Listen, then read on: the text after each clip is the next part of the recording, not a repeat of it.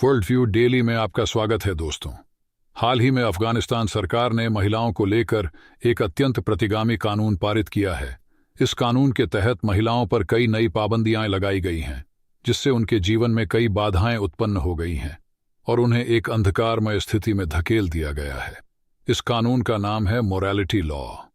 आइए इस वीडियो के माध्यम से इस मोरालिटी लॉ के बारे में जानेंगे और हम यह भी जानेंगे कि अफगानिस्तान में माइनॉरिटीज की क्या स्थिति है। क्या वहां की औरतों को पढ़ने की अनुमति है? क्या वो अकेले कहीं जा सकती है? और जानेंगे कि इस कानून का महिलाओं और अल्पसंख्यकों पर क्या प्रभाव पड़ा है। तालिबान के सुप्रीम लीडर हिब्तुल्लाह अखुंदजादा ने अफगानिस्तान में मोरालिटी लॉ यानी नैतिकता कानून लागू करने के लिए अधिकारियों को निर्देश दिया है, जो देश में महिलाओं और अन्य समूहों पर लगी पाबंदियों को औपचारिक यानी ऑफिशियल रूप से स्थापित और संहिताबद्ध करता है।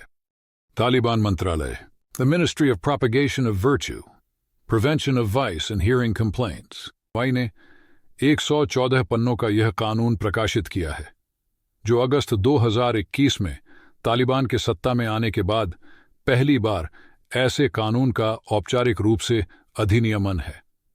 इसका मतलब इस कानून में जो रोक महिलाओं पर लगाई है वह अब तक अनौपचारिक थी। इस कोड का मुख्य प्रावधान है नजर न आना और आवाज न सुनाई देना। इस कोड के तहत महिलाओं को सार्वजनिक रूप से हर समय पूरे शरीर को ढकना अनिवार्य कर दिया गया है और चेहरे को ढंकना प्रलोभन से बचने और दूसरों को प्रलोभित करने से रोकने के लिए आवश्यक माना गया है। तालिबानी सोच के अनुसार महिलाओं का चेहरा लोगों को आकर्षित करता है, इसलिए उसे ढकना अनिवार्य है।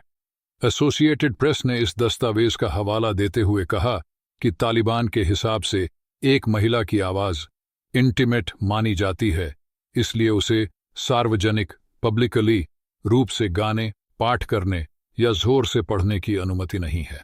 दी गार्जियन की एक रिपोर्ट में यह भी कहा गया है कि महिलाएं अपने घरों के अंदर भी गाना गाती या जोर से पढ़ती हुई सुनाई नहीं देनी चाहिए। एपी की रिपोर्ट के अनुसार संगीत बजाना और जिन पुरुषों और महिलाओं का आपस में कोई रिश्ता नहीं है, उनके साथ घुलना मिलना प्रतिबंधित है। महिलाओं और पुरुषों को यदि वे खून या विवाह के रिश्ते में नहीं हैं, तो एक दूसरे की ओर देखना भी मना है।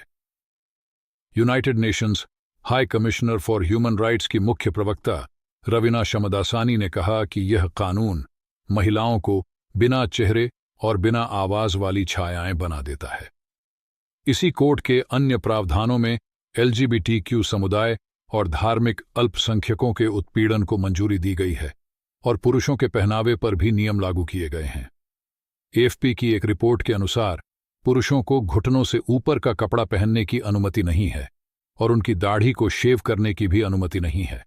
अफगानिस्तान में रिप्रेशन बढ़ रहा है। अब तक तालिबान ने ऐसे नीतियों को धमकियों, मनमानी गिरफ्तारी और हिरासत और अत्यधिक बल प्रयोग के माध्यम से लागू किया है, जैसा कि एक संयुक्त राष्ट्र रिपोर्ट में कहा गया है। Heather Barr, associate director of the women's rights division of Human Rights Watch ने रॉयटर्स को बताया, इनमें से कई नियम पहले से मौजूद थे, लेकिन कम औपचारिक रूप से, और अब इन्हें औपचारिक किया जा रहा है। यह उस बात का संकेत है जो हमने पिछले 3 वर्षों में देखा है, एक लगातार और धीरे धीरे बढ़ती हुई दमनकारी कार्रवाई। तालिबान शासन ने अगस्त में सत्ता में 3 साल पूरे किए। संयुक्त राष्ट्र के विशेषज्ञों ने कहा कि इस कोर्ट में नई और भी अधिक दमनकारी यानी रिप्रेसिव नीतियों की शुरुआत की गई है। नए कानून से सशक्त हुए तालिबान के नैतिकता निरीक्षकों यानी मोरालिटी इंस्पेक्टर्स को व्यक्तियों को मनमाने तरीके से हिरासत में लेने और दंडित करने का व्यापक अधिकार मिला है। आम नागरिकों को उल्लंघनों की रिपोर्ट करने के लिए प्रोत्साहित किया गया है। उन्होंने कहा, जो अफगान समाज में पहले से ही व्यापक डर और निगरानी के वातावरण को और भी खराब कर देगा। 25 साल बाद वही स्थिति, संयुक्त राष्ट्र के विशेषज्ञों ने इन नीतियों को जेंडर अपार्थाइड और पिछले तालिबान शासन 57 से 2001 से चिंताजनक रूप से समान बताया। समूह ने सत्ता में लौटने के बाद अपनी पद्धति में कोई बदलाव नहीं किया है। उन्होंने कहा, तालिबान को 2001 में 11 सितंबर के हमलों के बाद अफगानिस्तान में घुसपैठ करने वाले अमेरिकी नेतृत्व वाले बलों द्वारा सत्ता से हटा दिया गया था। हालांकि समूह को पूरी तरह से नष्ट नहीं किया जा सका।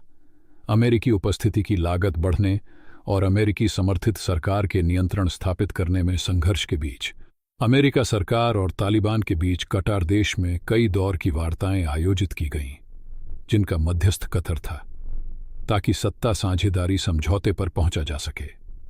कई लोगों ने तालिबान के साथ बातचीत से बचने की सलाह दी, लेकिन अमेरिका, जो अफगानिस्तान से बाहर निकलने के लिए बेताब था, ने आगे बढ़ने का निर्णय लिया। 2020 में दोहा समझौता हस्ताक्षरित हुआ और अमेरिका ने कहा कि वह तालिबान और अफगान सरकार के बीच वार्ताओं के बाद अपनी सशस्त्र बलों को वापस ले लेगा ताकि अफगानिस्तान की लोकतंत्र का भविष्य तय किया जा सके।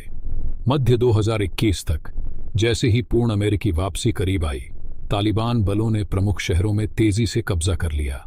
आखिरी अमेरिकी बलों ने अराजकता के बीच छोड़ा। तालिबान काबुल में था और राष्ट्रपति अशरफ घनी देश छोड़ चुके थे। अपने पहले प्रेस कॉन्फ्रेंस में तालिबान के प्रवक्ता जबीउल्लाह मुजाहिद ने कहा, हमारी बहनें, हमारे पुरुषों को समान अधिकार हैं, और जोड़ा, वे हमारे साथ कंधे से कंधा मिलाकर काम करेंगे। हालांकि मुजाहिद ने यह भी कहा कि अफगान महिलाओं को अपनी जिंदगी हमारी शरिया के ढांचे के भीतर जीनी होगी। इसके तुरंत बाद तालिबान ने कक्षा 6 के बाद लड़कियों की शिक्षा पर प्रतिबंध लगा दिया। इसके बाद से सार्वजनिक पत्थरबाजी, कोड़े मारने और फांसी जैसी सजाओं की भी रिपोर्टें आई हैं। अमेरिका ने तालिबान को समर्थन देने को ऐसे उपायों की वापसी के साथ जोड़ दिया है, लेकिन कई मुस्लिम बहुल देशों और चीन ने इस शासन को आधिकारिक या वास्तविक मान्यता प्रदान की है। वीडियो को अंत तक देखने के लिए धन्यवाद। कृपया वीडियो को लाइक और सब्सक्राइब करना न भूलें ताकि आप हमारे अगले वीडियो से अपडेट रह सकें।